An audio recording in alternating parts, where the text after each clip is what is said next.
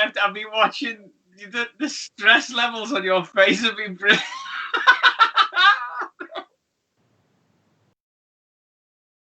It's hard work, this podcast, but you know, the guest tonight, I have to say, I've enjoyed the introduction music more than any week so far. I've just been watching. She's not on yet, but you'll see. You'll see. Hopefully, if we can somehow that got recorded. It was fantastic. It was the best, most entertaining intro I've seen. Do you know what the funny thing is? My mic wasn't even on. So literally that intro, you couldn't hear me, but it doesn't matter now. You can hear me now. Listen, folks, if you haven't already, after that disaster of an intro, do us a favour, go and follow us on Facebook, Twitter and Instagram. It's C Live on Facebook, it's C Live Enter to 1 on Twitter, and on Instagram it is C Live UK. Chris, we've got actually some exciting news because we have got a new website, which I know you wanted to touch a little bit base on. Did I? Yeah, we have. Well, I'm throwing into hot water now, so you can talk a little bit about our website. The website's up and running, and you can see every act, you can see every DJ, you can see every band, you can see every singer, everything that we supply, everything we have, and it's updating every week. We're talking to new artists every week, even in lockdown, even over during the virus. And we were all locked in. We're still talking to artists, and we're still bringing on new artists to the book. So yeah, I think we've got potentially someone who might be joining us next week as well. So that could be exciting. So every week we've got new artists on the books, and the website's fantastic. It's just like this podcast. Well, what I can say is that the people can actually see the website right now, so it's fantastic. I mean, we would say that because it's our website, but it's so easy to find singers, duos, musicians, instrumentalists, tributes, bands, anything that you may need for your wedding, party, or even if you are a venue out there that are looking for some sort of tribute, covers band, we're on there, Up All Night, including some others as well. So it really is worth going on there and having a little look to what we have to offer at C Live Entertainment, because you never know what you might find on there. But enough about that. Tonight's guest is a actress, writer, presenter, comedianette, as she puts it greatly herself. She's known as Miss Mersey Mouth herself. Ladies and gentlemen, big round of applause for Miss Lindzi Germain. Hey! Hi, boys. How are you, Lindzi? I'm all right. How are you guys? I am loving the lippy. Well, I messaged Sam and I said, "Do you think I should put my lippy on?" He went, "Loads." So you've got lashings of it. A lot of lippy. We love a lot of lippy. For months. I haven't had lippy or a bra on for months. It's all going brilliant today. I've done both, you know what I mean? Oh, we love it. Absolutely love it. And how have you been, Lindzi? Obviously, because we are going through a crazy time in life, and I just wanted to ask you, how are you? How's the family? How's everyone? Firstly, yeah, all good, all really well. When this happened in March, I kind of was like, I was doing Pete Price's Dead at the time at the Royal Court, and we were under the impression, it'll just be a couple of weeks and we'll be back. And 15 weeks later, I'm like that, climbing walls. Get me out. But thankfully we are all safe. We are all well. And Darren, my husband's just gone back to work on Monday. So he's made up to get out to work with me. Like week 2, he went, "Can't wait to go back to work." Have you had major Barneys? We've been all right, me and Catherine in our house. We haven't really. We've been all right. We've kind of survived. Yeah, we've been all right. We've argued over stupid stuff like the dishes. I washed them dishes this morning. Well, everyone's ate all day. Well, I'm not doing them. That's it. Stupid stuff. Who's washing dishes? We've got 2 kids, like, they haven't done a tap. Oh, yeah, that's standard procedure. No, I took up my own. I just do it now. I don't even go there. I just do it, and it's done. Yeah, out the way. The thing is, your wife's probably the same as me. Just lie in bed, because when you get up, they'll be done. No chance, because I've got a 2-year-old lad who's up at 6 o'clock every morning, and there's no lying. What? Oh, that's why you look like that, isn't it? Exactly. So Did you find the whole lockdown? Because Sam and I, we were gigging right up to the end. Did you find it was so sudden? You just didn't have time to think and prepare. It was just crazy. Yeah, we'd gone into. We opened on the Friday, so we'd done Friday show, 2 Saturday, and it was on the Monday that we went in. And they said, right, this is the last show, and we were like, oh my God, they were giving us updates with it within the hours, you know, and they were going, this could be the last show, because we were called in for rehearsals, but we'll be fine, you know, we'll get to the end of the week, we'll be okay. Okay, might get to Wednesday. Yeah, this is the last one now. Do another one. So then we'd all gone the courtyard next door, and then they were just like, yeah, this is it. It was like, I don't know, it was just surreal. It was like you were never going to see anybody again. It was the most... I mean, it probably didn't help that they were going, look, here's all these bottles of wine that are still open. You've got to get rid of them. Yeah, give us them here. We'll sort them out. But it was just... So was it the Pete Price is Dead show? Yeah, Pete Price is dead. So it's still on the stage. So we're hoping that we will be back in October, and that's what we will open with. Wow, because it's going to be busy, because we know you in the Liverpool scene, you do the Christmas sort of plays and stuff. So is that going to be a mass rehearsal to get them on, or do you think they'll happen? What do you think? But I don't know. Who knows with the theatres? You know, they just said that we could open the theatres, but you can't have no live performances on. So open them to do what? Look at an empty stage. I don't get it. What are we opening for? But fingers crossed, they have said they're going to do steps to move us forward. Yeah. So we are hoping that they are going to say, yeah, we can do a live performance. Well, you know yourselves, it's like, you know, you can't go and do a gig, but you could be like 6 foot away, 12 foot away more from an audience. And I don't get why we cannot sing or do stand-up. Can't even do stand-up. People might laugh, spread the virus. God forbid. God forbid people might laugh during this pandemic. Do you know what? We need a bit of laughter. We need a bit of laughter. What's got us through is laughter. Exactly. And one of the things that you've been working on, Lindzi, is, well, during lockdown, is you've been doing your Wake and Shake for the young people and also for adults as well to get up. And I've tuned in many a time when I've been in my pajamas and I've got up to see your smiling face. And it's just been fantastic to see the amount of people that that are tuning in on a regular basis, but also it's actually fun. Don't sound so shocked. You're actually good at that, Lens. I thought you'd be shit. Look, you said it. You did say it. No, it started off because I've got a dance school, Totally You. Got a little gang of kids, and my thing was, you know, they couldn't go to see their nan and granddads or friends, and they couldn't go to school, and then they couldn't go to dancing, and I was like, what are these kids going to do? So I thought, right, on Saturday, which is our normal day, I'm going to get up and I'll do Wake and Shake for them. So I said, right, I'm going to go live on Facebook. I'll get on Saturday. All the kids were on. The kids lasted 2 weeks. 2 weeks, and they've binned me off. And now I've got loads of strangers who have now become my friends. And it's brilliant. Absolutely brilliant. And I still haven't stopped.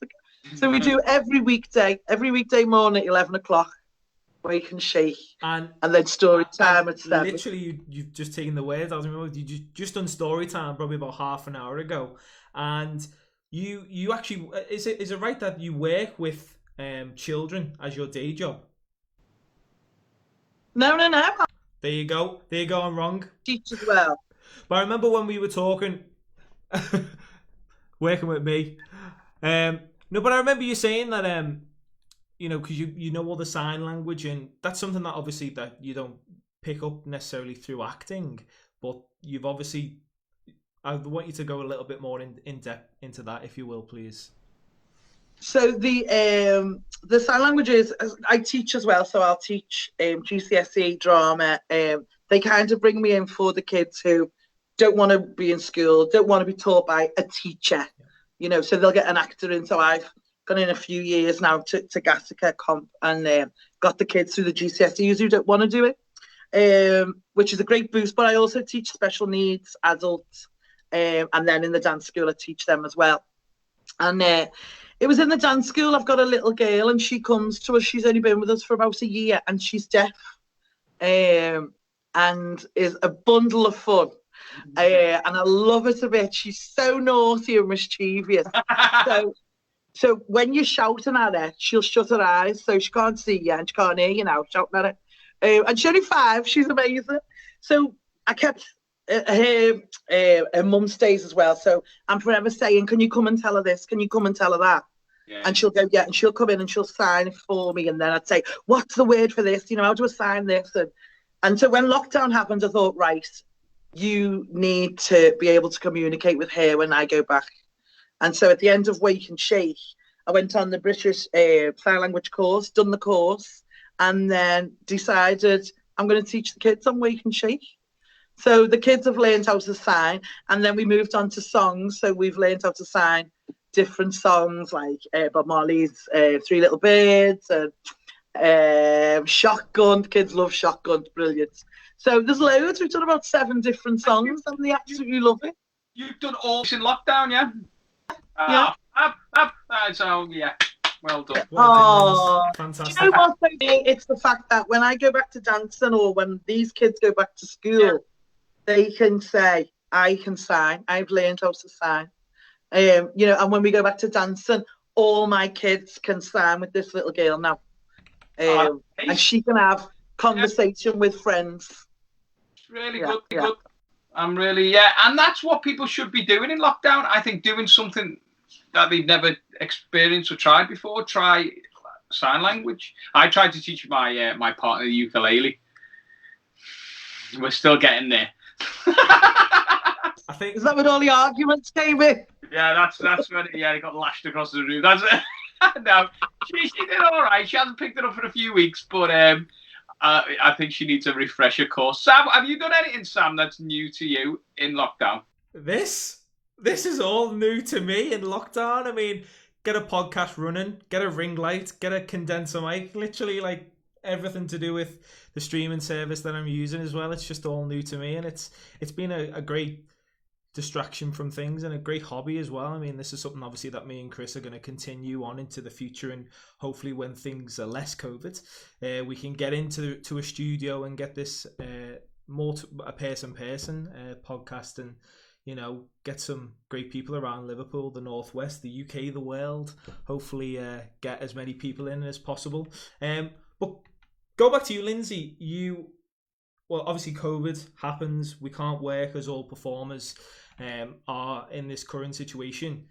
The lockdown is still happening, but it's not happening. Things are starting to reopen again. You at the weekend just did a presenting job at Grand Central cabaret venue.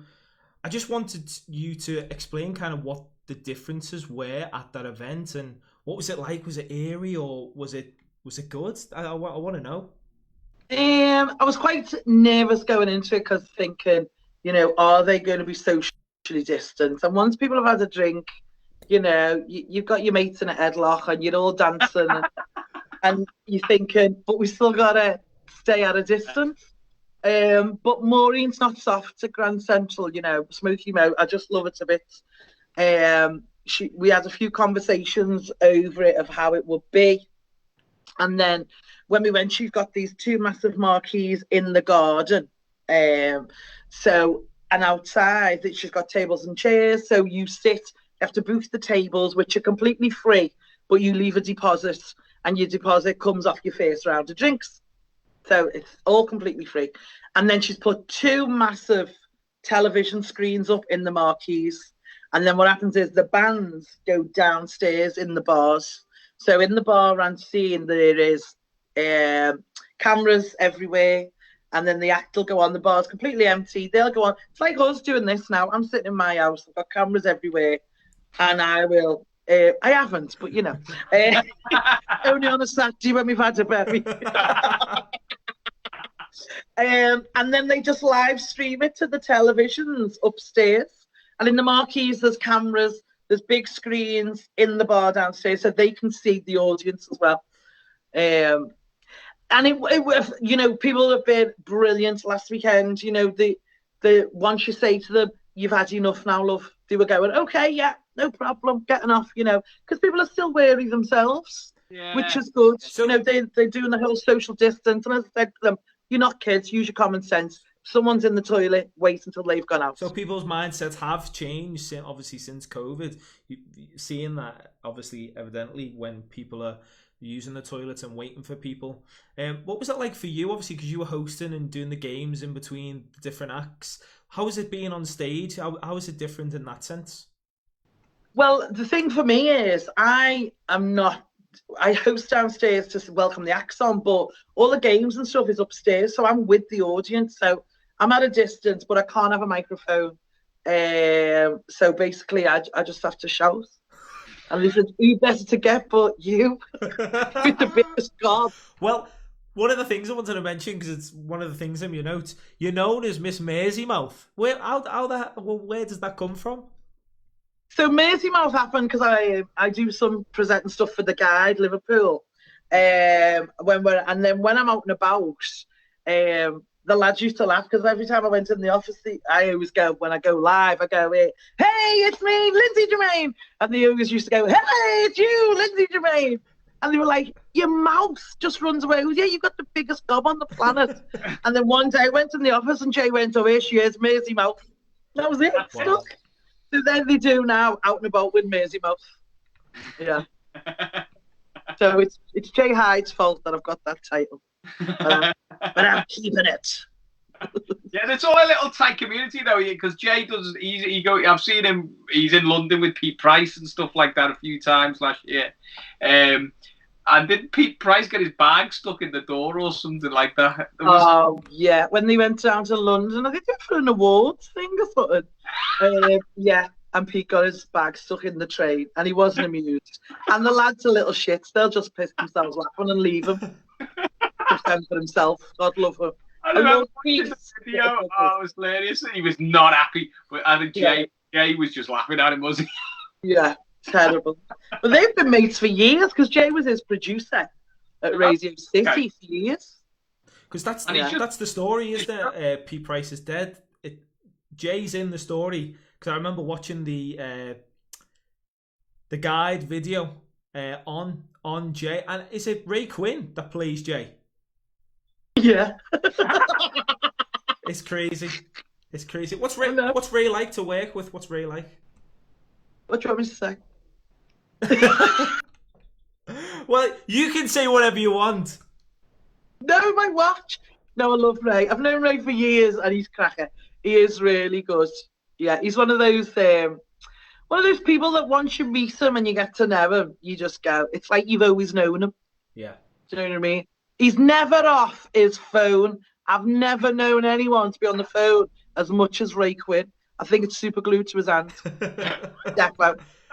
There you go, Ray, if you're watching. Auntie Lindsay's watching. Get off that phone. Yeah. Where's Ray on his phone? So what are they, have you got anything lined up for TV or anything coming up soon? So we just finished filming for Anthony by LA Productions, which is the Anthony Walker story. Oh, fab. Okay. So, I got a lovely little part in that, playing a taxi driver with a cob on. Who's kicking off. So yeah, nice little part. So we just finished it, and then COVID happens, but I believe now that it's been edited and it's coming out soon, so that'll be nice.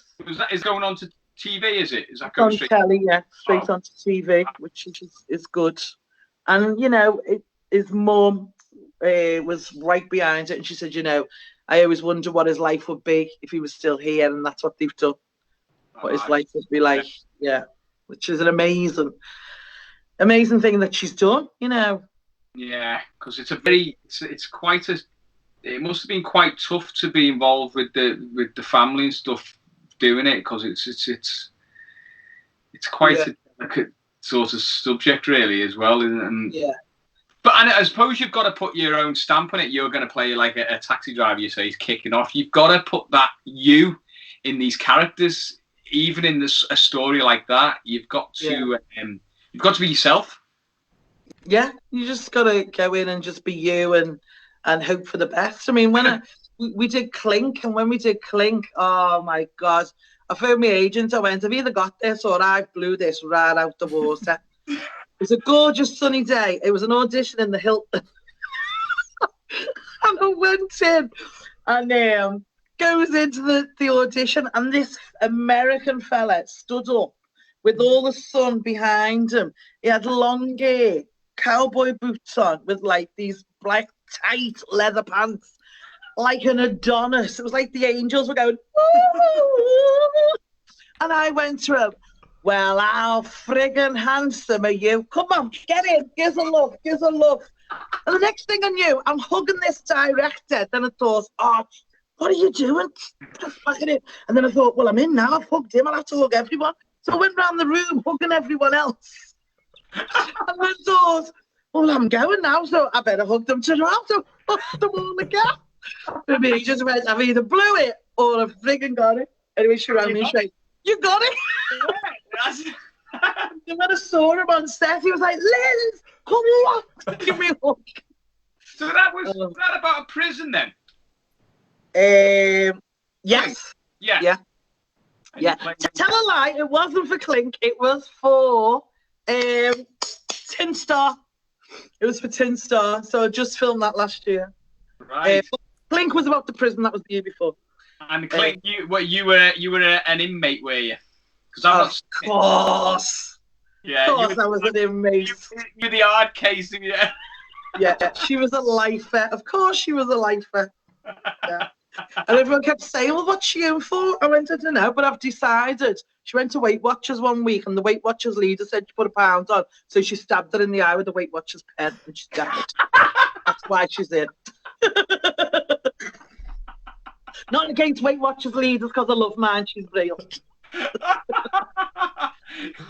Yeah. You have to give yourself a backstory, Sam, don't you? You haven't got one, you got to make it up. All about Stanislavski, mate. You've got a hot seat, and you've got to get yourself and write all the questions and write everything down. Sam, because as I say, I found out a bit of information today, potentially of a new play, and I don't know if you're both in this. Monkey with No Bum. Oh! Could that be you? Could that be me? I think it is me, and I think it's you as well, Lindsay. I just found out this today, and I said, what's this, Sam, anyway? I said, well, I'm going to ask you tonight.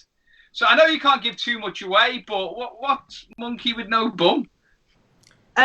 So through a friend of ours, mutual friend, Asa Murphy, who's amazing swing singer.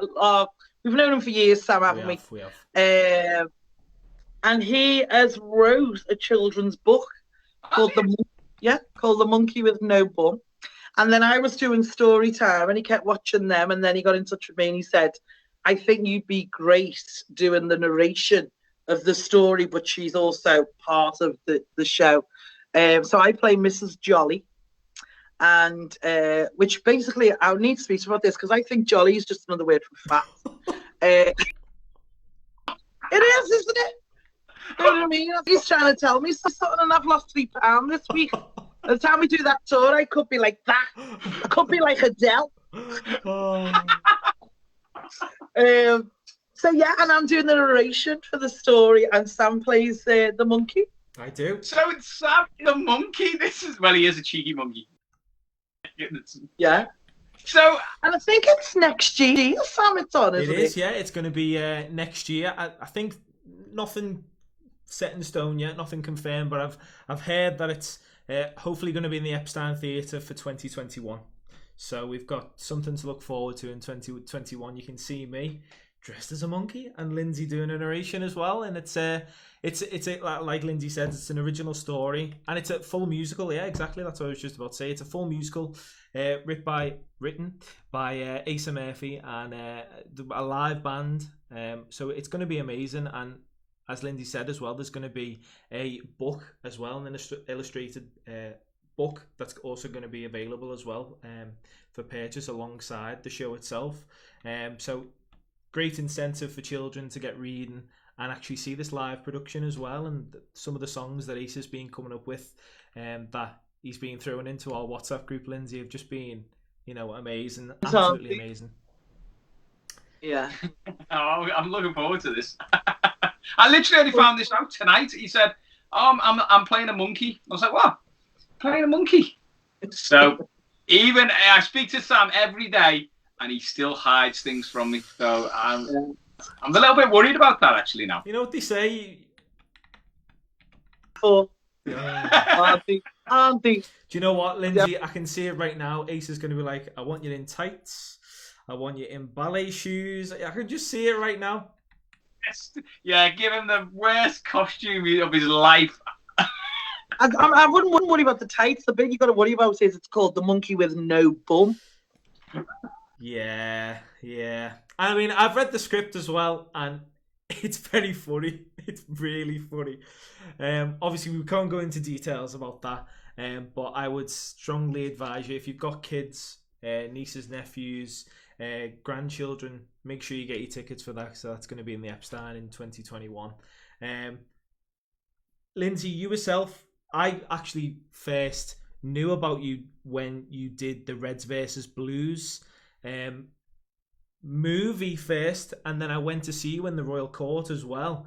That group of people with the likes of Andrew Schofield and Stephen Fletcher, that's a really tight group of people, and I just wanted to pick your brain of what's it like working as part of that group of people and getting shows out that people adore and love and come back to see every single year. I hate it, Can't stand any of them. No, do you know what? We've been together now.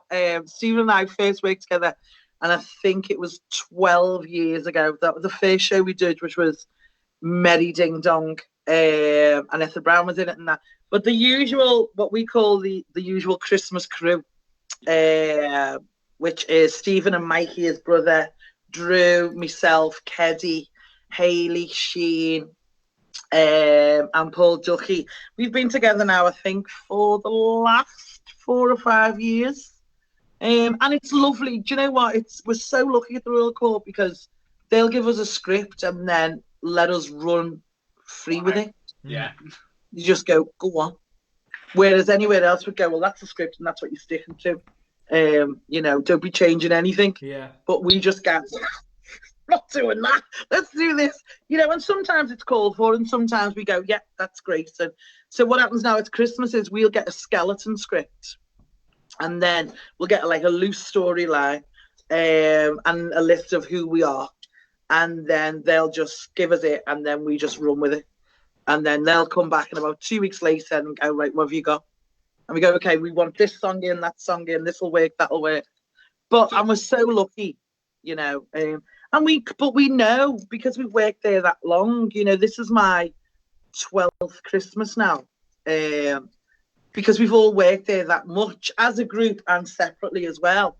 We know what the people want. We know them probably better than they know themselves. Yeah, because they're consistent going every year, aren't they, to see the next show and to see the next production. And it's lovely now where we've had to now go, right, every single person now in the show needs their own entrance. We can't bring everyone on together because you just go berserk when any one of us come on, which is so nice, so lovely. And they all get to meet us afterwards because we're all a load of drunks and go next door. We don't have to do that, do you know what I mean? But we all go for a drink afterwards and then, people get to see us there. So, and that's unique. That doesn't happen anywhere else. That you get to meet the cast. No, but we know each other. You know, we've worked together that long together, and during lockdown, we've Zoomed all the time, you know, and stayed in touch with each other and rang each other and, you know, been there for when one's been down, one's been up, and because we've all done it, you know, we've all had our highs and lows. So, but I miss them terrible, miss them so much. Is the when you've got and you're doing the show, and think, sometimes does it ad lib? Do you ever ad lib when you? Yeah. Yeah. And you're wild. Yeah. And sometimes, you know, you can't get it back. There's been times where, you know, we've just fell apart laughing and you can't stop laughing. And once you get the giggles, it's horrendous, isn't it? I'm terrible for it. Terrible. But Drew Schofield's the one. Drew will do something or say something to you and then walk off stage. Oh, no, and you're left then. You're left to corpse by yourself. He's a little cricket. And he's the only person I know who can break wind on cue. So normally he'll let one rip and then just go and get off. And you just left with the spell. But we just howl. We have a ball. We have a ball doing rehearsals, you know, and then the first two, if you come the first 2 weeks, you'll get a proper show. And then we just run wild then, like loons. But stage managers like that, you can't say that, you've got to put that back in, and that's a cue. And like, oh, all right, mate. We're like a gang of kids, honest to God. But we always say, right, who's playing out tonight then? Because we are like a gang of kids. Scouse comedy, isn't it? And that's Scouse humour. The audience know what they're going to get. You know what the audience want. That's why it works so well. And that's why consistently every year you've been on the stage. Yeah. And the thing is, the audience now think they're part of it. And they are as much as we are. No, they're not.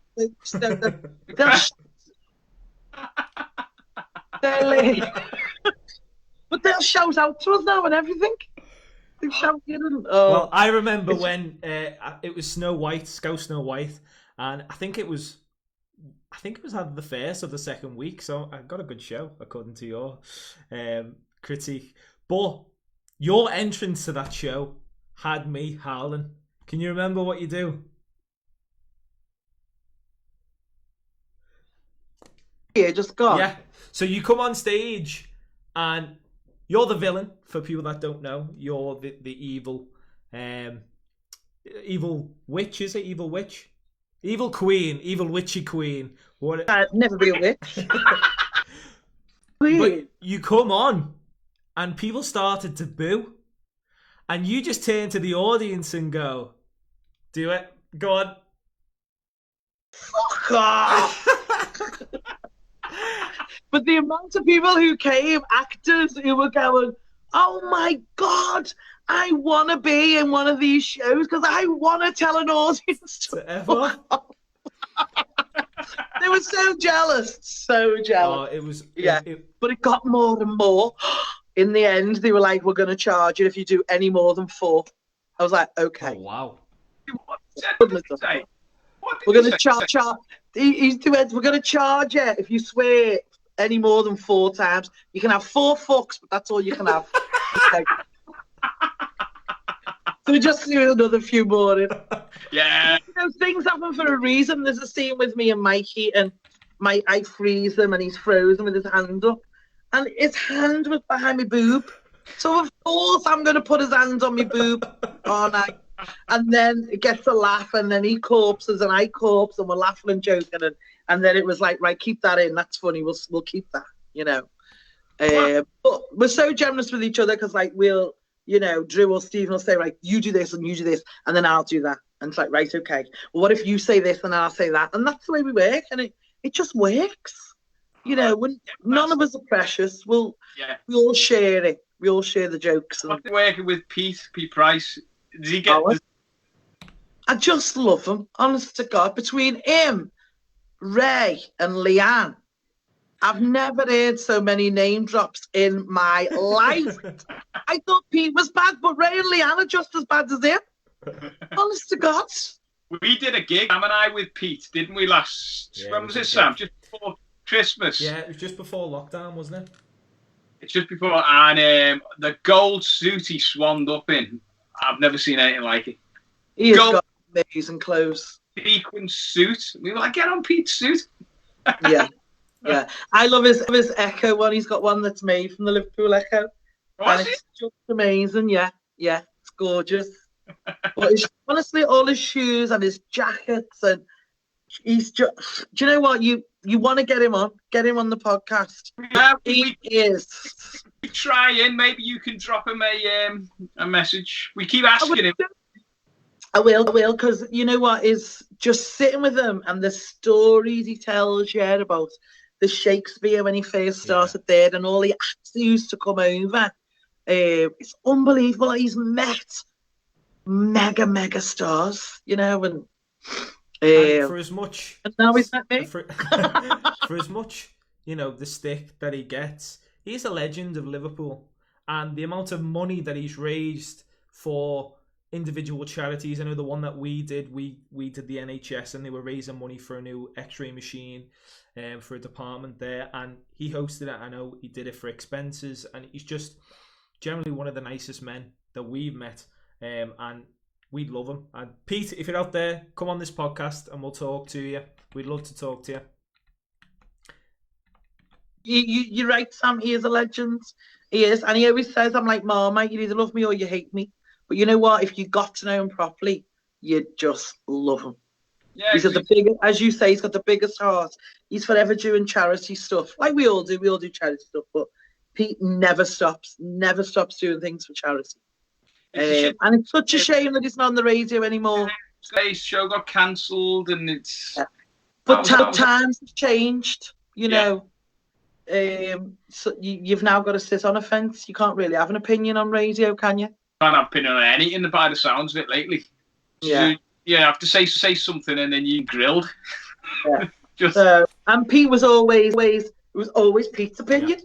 If you were wrong, and he would tell you. And if you were right, you were still wrong. Exactly. But that's what made the show so great. That's what made the show so great. And, you know, you'd be up till God knows what hour listening to it on the radio. And I'd be listening to it in bed. Regardless, if I was just lying there, it was just... Go on, what was it, Chris?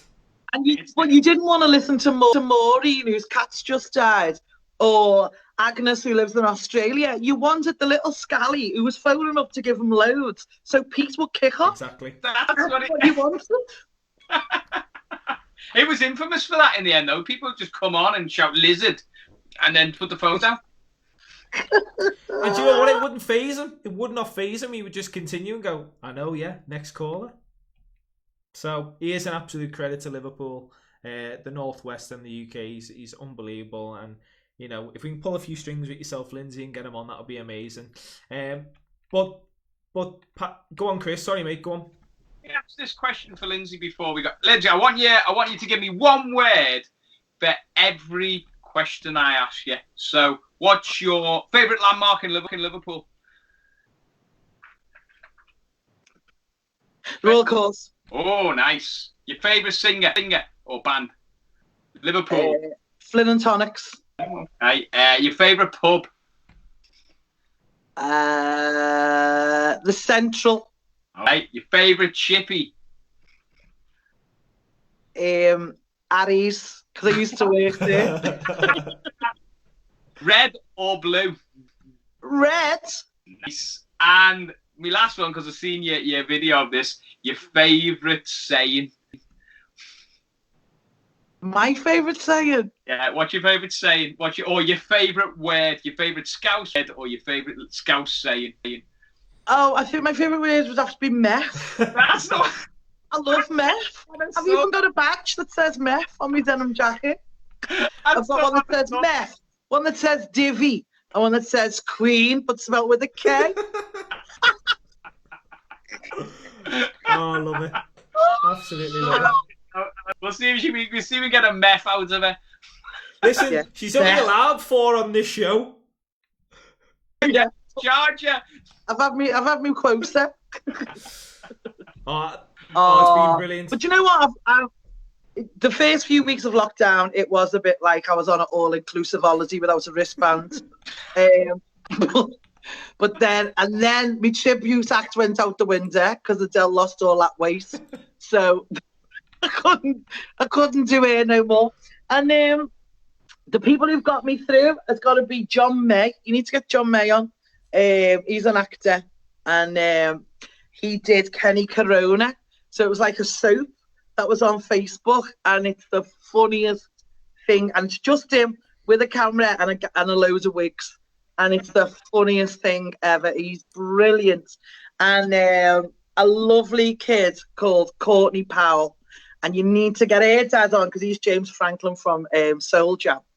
But they did a full weekend of Liverpool acts. So we did a whole weekend. It was like Liverpool Live Aid.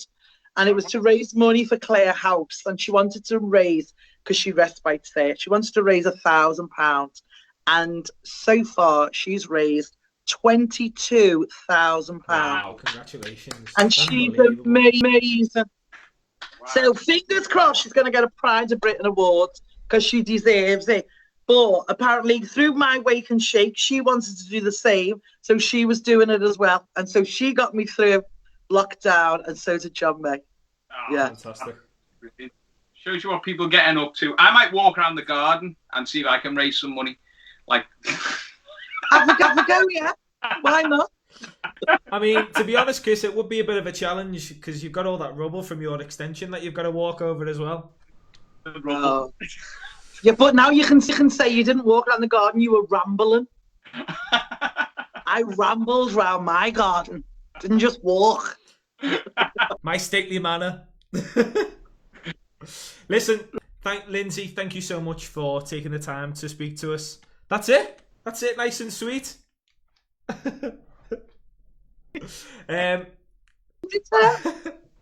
Again, thank you so much. That's a gin, that. Excellent. Oh, I wish. About 2 days on gin. But thank you so much for having me on. Lindsay, have you got anything that you want to tell the people or tell them where to follow you on social media? You can do that now. Yeah, follow me on Instagram and on Twitter with Lindzi Germain, and on what's the other one? Facebook. Yep. Facebook too, under Lindzi Germain. Yeah. Fantastic. Again, thank you so much, Lindsay. Love you, miss you, and I'll see you very soon. Obviously, thank you so much. Chris, as always, I'll see you next week for another round of the C Live podcast. Folks, thank you so much. Again, make sure you follow us on our social medias. Facebook at C Live. On Twitter, we are C Live Enter 1. And on Instagram, we are C Live UK. Check out our website as well. Some of our latest acts coming out of COVID. You can book them right now. Some great celebrity acts as well. The likes of Richard Stanton as well as Holly Ellison as well. Who have both come off The Voice respectively in their chosen countries in South Africa and also in the UK as well. Book up all night as well while you're there. Folks, thank you so much. Have a lovely evening. See you next week. Bye-bye now.